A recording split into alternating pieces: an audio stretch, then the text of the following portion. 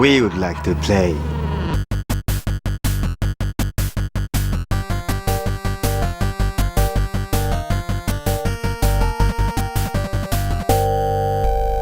Well, here we are at the end of yet another Nintendo system. Before we look to the Switch to soothe all of our worries about Nintendo's future, it's time for us to take a look at the past. Now, while the Marios and Zeldas of the world are always amazing on Nintendo systems, third parties rarely know how to use Nintendo's funky systems to their full advantage. That said, some third parties found that secret sauce to make their multi-platform games shine on Nintendo's hardware. Here's our list of the top 10 third-party games that may have actually been better on Wii and Wii U. Prince of Persia: The Forgotten Sands. Now this one may be a bit of a cheat. While the HD twins and the Wii both had a game titled Prince of Persia: The Forgotten Sands, the games ended up being completely different experiences. The PS3 and 360 games looked great and played like you would expect from Prince of Persia, but the Wii version offered more stylized visuals and a completely different experience. The game focused around different powers that fit perfectly with the Wii's pointer controls. As a result, the puzzles of the game were varied, fun, and much better than the HD twins offering. Ghostbusters. The video game. Who are you gonna call? Nintendo! Look, like Prince of Persia, this took a completely different approach than the Xbox 360 and the PS3. The most glaring difference is, of course, the visuals. The HD game tried to keep a more realistic aesthetic that made Bill Murray's likeness look as bored with the game as his delivery. The game always felt a little off from its visuals. The gameplay, while functional, similarly seemed to never meet the highs that we expected. Much like the 2016 reboot film. Am I right, folks? Am I right? Woo! The Wii version, however, offered wonderfully stylized cartoony graphics that seemed to fit better with the story. The game controlled well using both pointer control and motion controls to add a layer of depth and fun missing from the HD game.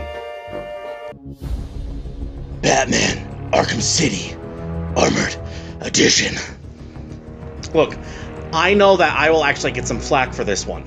Arkham City may just be the best superhero video game ever released. The great, tight story, amazing boss fights, and wonderfully open world topped even Arkham Asylum. While it was promised that Arkham City was not the same game, not the same content for the Wii U, it mostly was the same game and content, with the biggest exception being the gamepad. Being able to track enemies, explore the map, and manage gadgets on the gamepad becomes an amazing asset for the game. The gadgets themselves also got an extra layer here, as you control remote control batarangs on the gamepad, use a touchscreen to manage remote detonations, and the touchscreen for the scanner. It's a seamless experience, even better than the original. Deus Ex: Human Revolution Director's Cut. Adam Jensen's best adventure had its best appearance on Nintendo's much-maligned Wii U. While Deus Ex: Human Revolution was always a critical darling, the original game had its fair share of issues. In a world filled with choice, the boss fights were straightforward firefights, putting anyone who spent their praxis points on other skills at a severe disadvantage. The Director's Cut fixed all of this, revamping the boss fights and adding great options for hacking, hiding, and talking your way through. The Wii U version doesn't stop there, however, as it also offers some great second screen content, maps, virtual buttons, and options to observe troops' routes easily so that you can plan accordingly. It's pretty great! Guacamelee Super Turbo Championship Edition! Metroidvanias are a wonderful thing. Learning the nuances of a map, only to realize when you can use new skills in old areas, is a great feeling. But these big sprawling maps can take some time to learn and follow your movements. Even when you feel confident that you know your way around, you might spend almost as much time in the pause screen studying a map than playing the game. Guacamelee is one of the best in the genre to be released in a long time, and it's one that benefits amazingly from having that map instantly accessible on the gamepad at any time. Call of Duty Black Ops 2. Alright, Call of Duty is a juggernaut. While Activision's shooters stopped appearing on the Wii U as soon as the PS4 and Xbox One took center stage, their first effort on the system was, dare I say, wonderful! There is no doubt that Activision's franchise hasn't quite reached the same level as Black Ops 2 since. While each version of the game is pretty similar, the Wii U offers a feature that I hoped more publishers would be using on that platform: asynchronous local multiplayer. Black Ops 2 on the Wii U allows for 2 players at once, avoiding the issue of reduced screen realty by allowing one player on the TV and the other on the gamepad.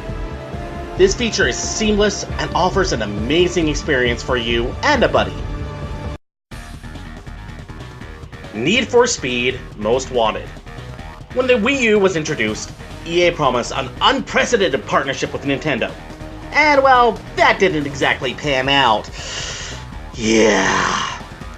But that didn't stop Criterion from pulling out all the stops for their port of Need for Speed Most Wanted on the Wii U.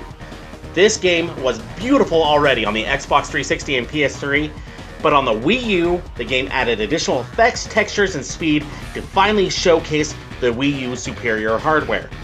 Not only that, but the options on the gamepad bypass the cumbersome menu system of the original game to give you options such as turning traffic on and off, changing time of day, and vehicles at the push of a button.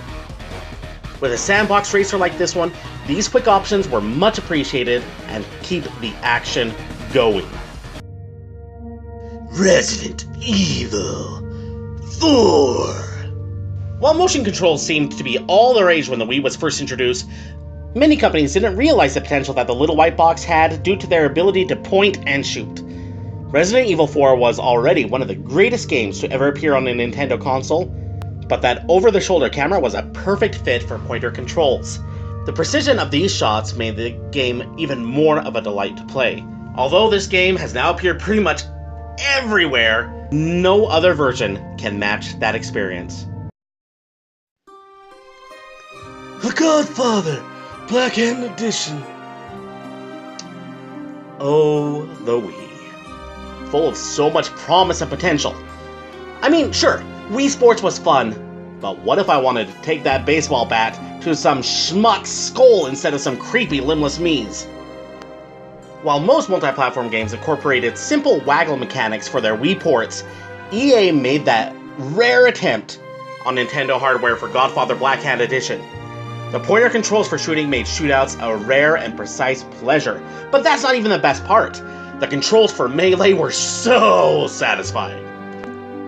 Choking a guy by moving your hands back and forth added a visceral level of fun to an already outstanding game.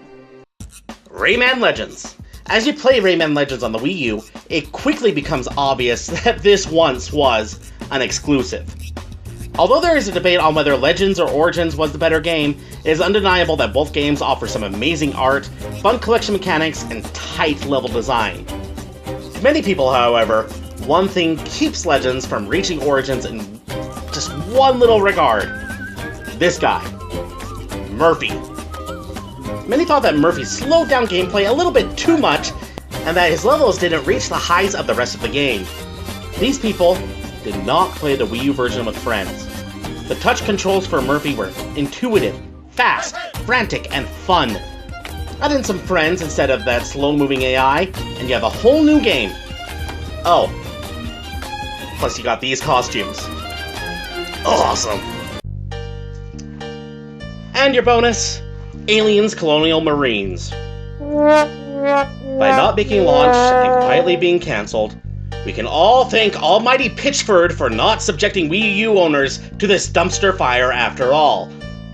The empty promises somehow feel less broken this way. We're reviews!